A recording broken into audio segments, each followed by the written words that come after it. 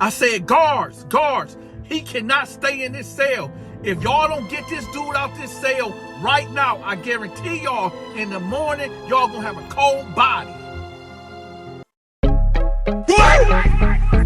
Ah, shit. Here we go again.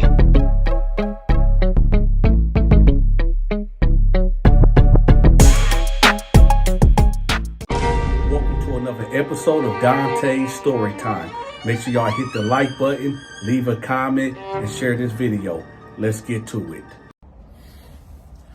As promised, y'all, we got the 300 comments. We got the 300 likes. We got over 1,000 shares.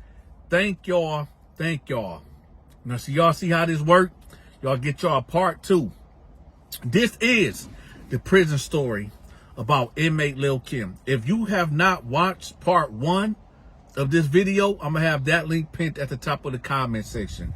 Make sure y'all click that link and watch that video, because that is the prelude to this story right here. Also, same thing, y'all. Same thing. Okay? I need for y'all to at least get me 300 likes. At least get me 300 comments. Just let me know where y'all from in the comment section. It's plain and simple. Okay? Now, to pick up where we left off at, inmate Lil Kim ended up coming to prison. Now, he only got 1 year. 1 year in prison.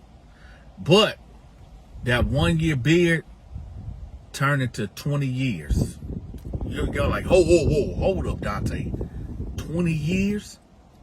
So you mean to tell me inmate Lil Kim only got 1 year in prison, but that 1 year turned into 20 years?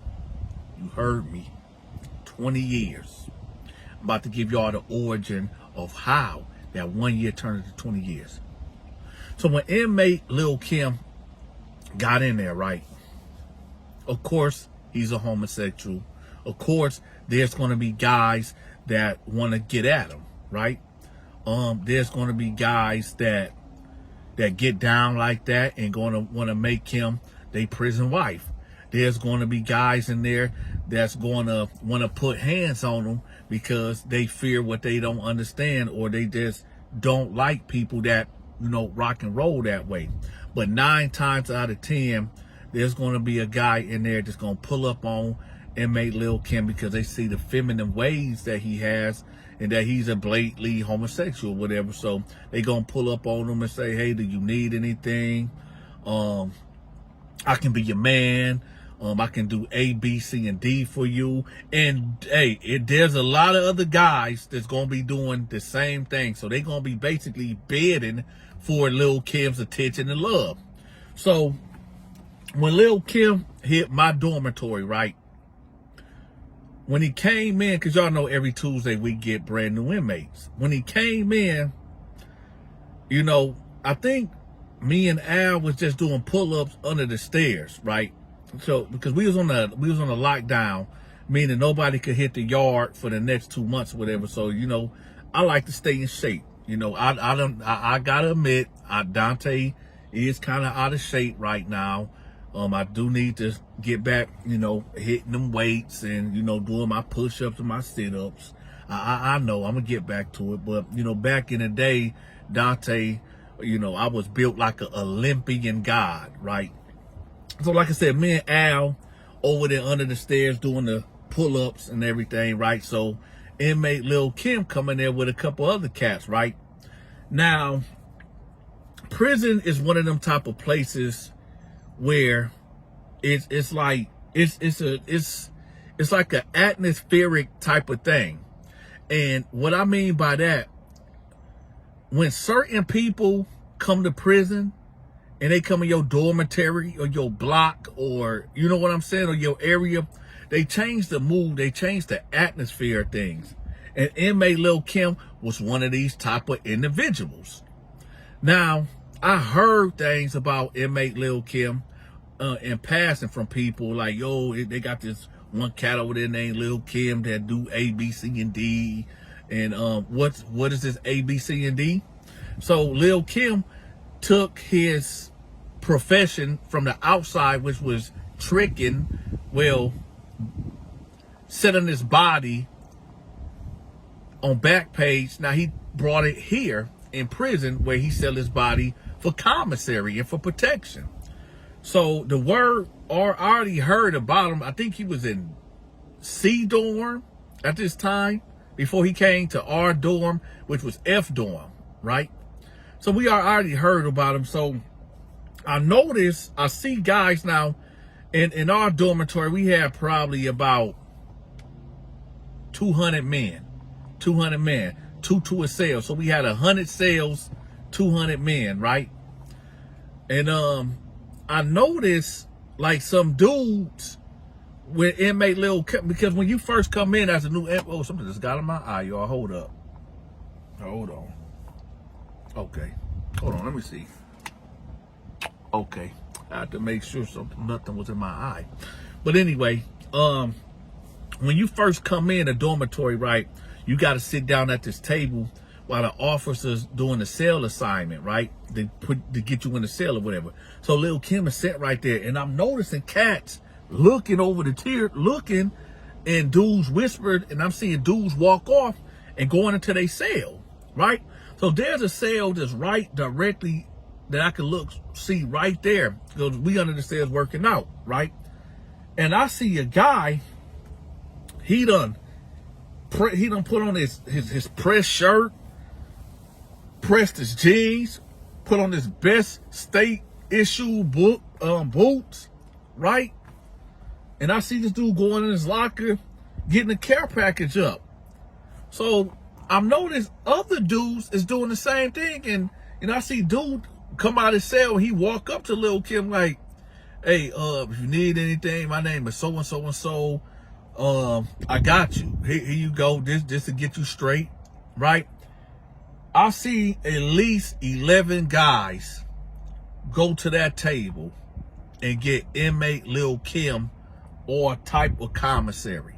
You talking about big bags of ramen noodles, Mountain Dews, Pepsi, soaps, lotion, shampoo, hot Cheetos, summer sausages, the jalapeno squeezed cheese.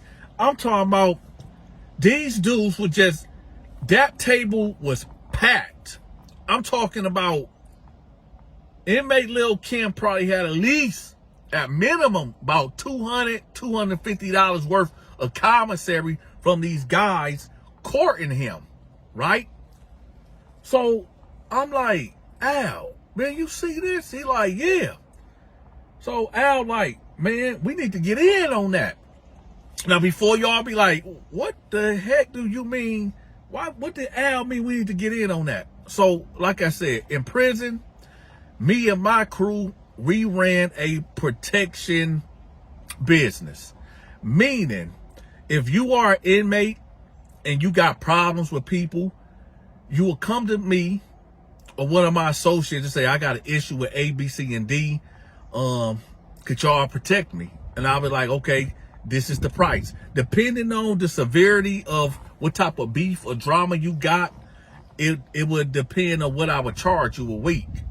Now, if you a guy that you a new inmate and you young and you scared and you a young white weak boy, you're a young black weak guy, you're a young weak Mexican or whatever nationality you is, and this is your first time in prison and you terrified to death, you will come to me or one of my associates, and I'll tell you, like, I mean, at minimum, it'll be $100 a week, because you can catch the stove. Stove day is every Friday, right? Every week, every Friday.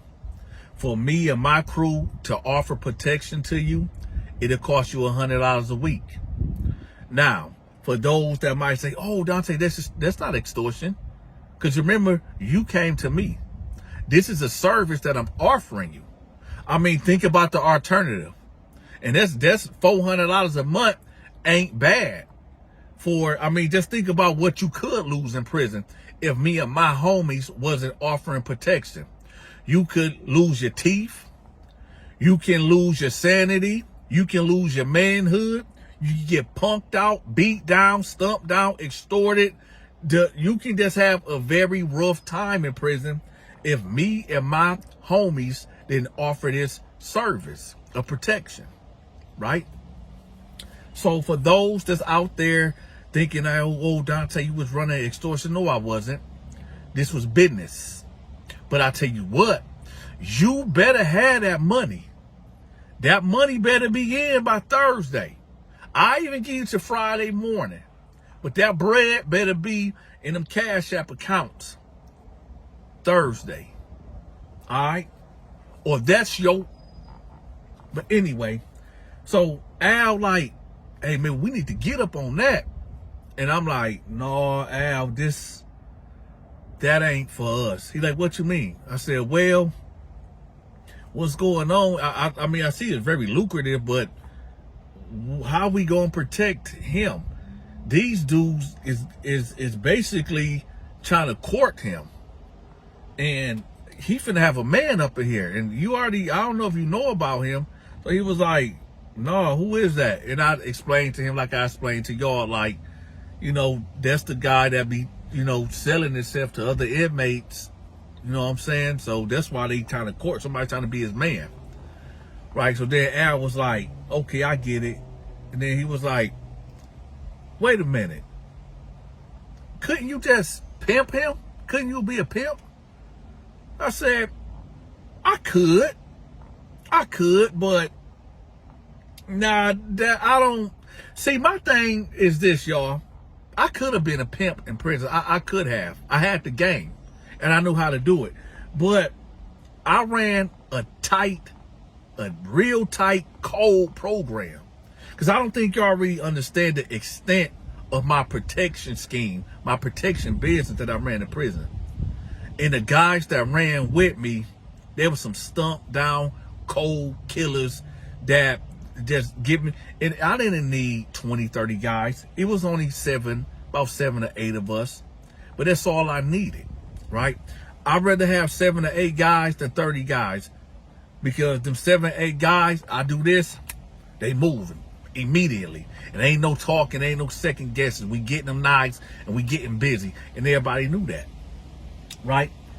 But we were so thorough and so feared on that compound, you know, we didn't associate with homosexuals, because I felt personally like the weakest link, right, in your crew, the weakest link can bring down your whole crew. So when I say that, I mean, I didn't have nothing against homosexuals, but I just felt like I don't want to offer protection to homosexuals, because it just bring a whole lot of unnecessary drama. I done seen it happen before, where a guy, 2 guys fighting for this homosexual, and then this other crew that was there before my crew was there, the homosexual went under the protection scheme of this crew, and now it's this crew that got to deal with these 2. It was just real messy, and it was just real crazy. So I just always had this unsaid rule that, you know, we just don't do business with homosexuals. Now, that's not for me to say that I didn't talk to them. You know, anybody can have a conversation. But one of my main rules was this. With my crew, if you are doing any type of business with a homosexual, somebody have to be there in that conversation to verify what y'all was talking about. So that way no rumors can start. That way nobody can say, oh, this person said this or that person said this or did this or whatever. And that's why I say always bring a witness with you so they can verify what was said and what was done, right? But anyway, so at this time, y'all, let's get back to the story. So at this time, I didn't have no cellmate. I didn't have a cellmate at all, right? So about 5 minutes ago by, an inmate, Lil Kim, get his cell assignment. My cell is on the 2nd tier, right here in the middle, towards the middle. So we done working out. So I'm watching him go up the stairs, right? And I'm like, there's only 2 open cells on the 2nd tier, my cell and his other dude's cell. He walks past the other guy's cell, right? And I said, oh, hell no. So I instantly run up them stairs.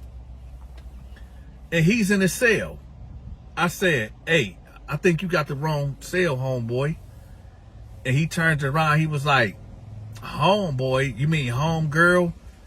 I said, hey, listen, yeah, you got the wrong cell. He like, no, I don't. This is blah, blah, blah cell, right? I said, yeah. He said, no, this is where they told me to go. So I said, hey, you can't be in the cell, homeboy. He like, I ain't gonna say it again. I'm home girl. Don't call me up. I said, all right, you got it. I said, but you gotta go because you can't be in the cell. So he was like, okay, all right, whatever. So he leaves out. And he go right there to the guard, right? And I'm standing on the tier looking over. And I see inmate Lil Kim go over there to the guard.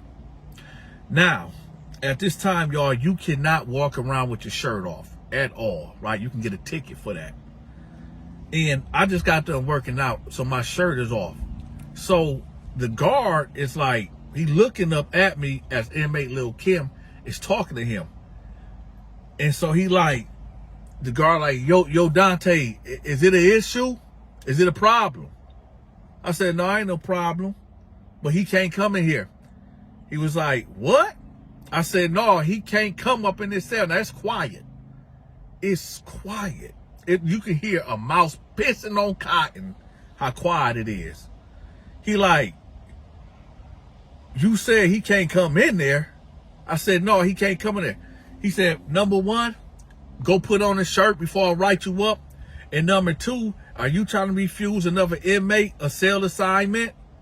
I said, no, I'm not trying to interfere in what y'all business is, but he can't come in here, man. There's other cells he can go into, right? So he said, get your shirt on, Dante, and pack your stuff up. So I'm like, for what? He was like, because you're not finna obstruct what our day-to-day business in this pod. You're not about to do that. I assigned that cell to him. That's where he going in. So I'm like, all right, man, whatever. So I go back in my cell and I put my shirt on. You know, now at this time, y'all, my back is turned towards the door. But you know, when you can feel somebody's eyes on you. You can feel somebody's presence. You know, it's him. It's inmate Lil Kim standing at the cell watching me put my shirt on. So I turn around, I'm like, can I help you? He like, no, but you heard what he said, I gotta be in here, right? So I'm like, all right, man, listen, you got the top rack, I got the bottom rack. I said, dog, there's other cells that you can go to, man. Can you just go to another cell, man?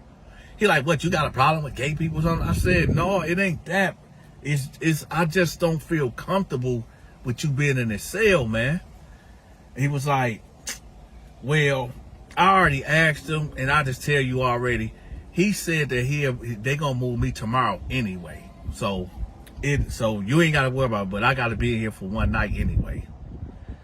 So I said, all right, man, all right, whatever.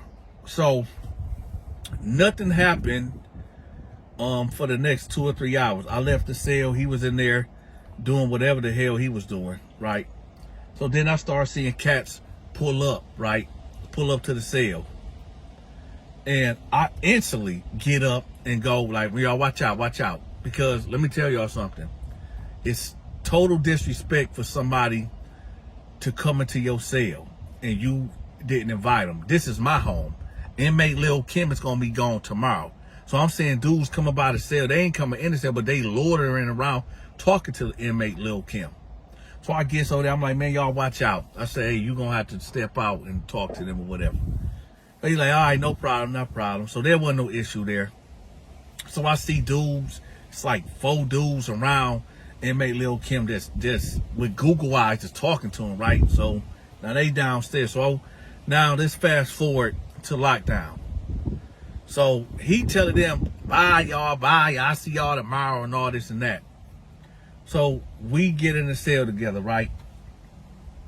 And I'm like, you know what?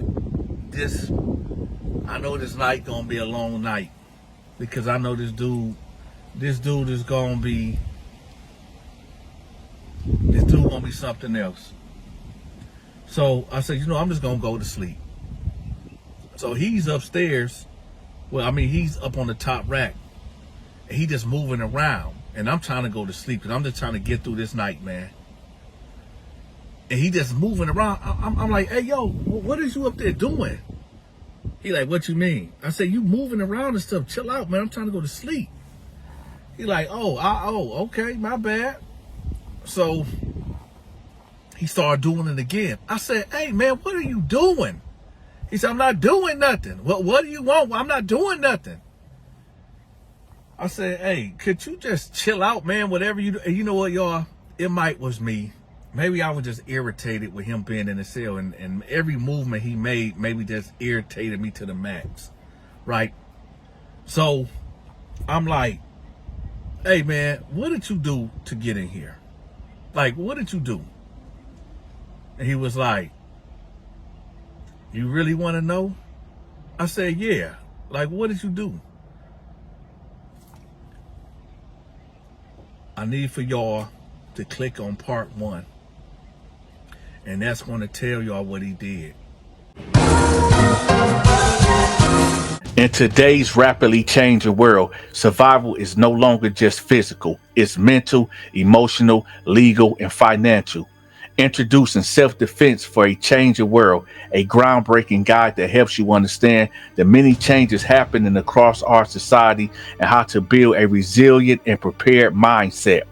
Whether you're facing uncertainty at work or simply trying to stay afloat in a world of constant change, this book is your strategic advantage. Your first line of defense starts with awareness. Your next step is action. Get your copy right here on Amazon or order it directly from this website. It's time to stop reacting and start preparing. The future belongs to self-aware. Stay strong.